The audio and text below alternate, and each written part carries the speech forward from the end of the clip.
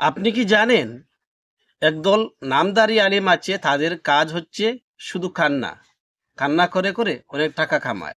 না না, আমি ওয়াজ মাহফিলের কথা বলছি না। এরা তো অস্কার জয়ী অভিনেতা।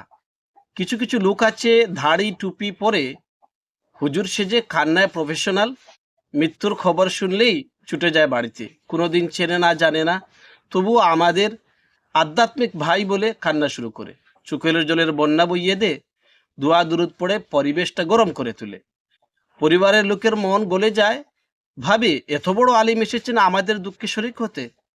তারপর শুরু হয় মেহমানদারি, ভালো খানা, বিরিয়ানি, কুরমা, রোস্ট, পেট পুরে খাওয়া। কেউ কেউ তো হোটেল থেকে খাবার অর্ডার করে এনে দেয় হুজুরদের সম্মানে।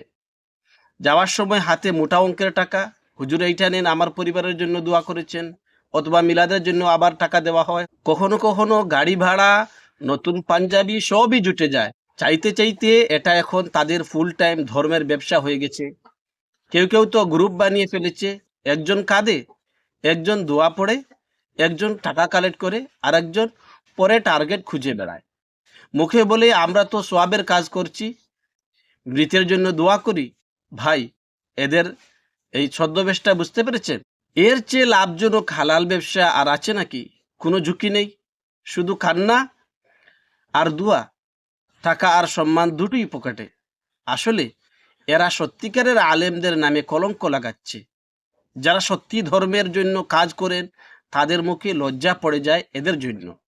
ধর্ম মানুষকে ভালো হতে শেখায়, আর ভণ্ডরা সেই ধর্মকেই ব্যবসা বানায়।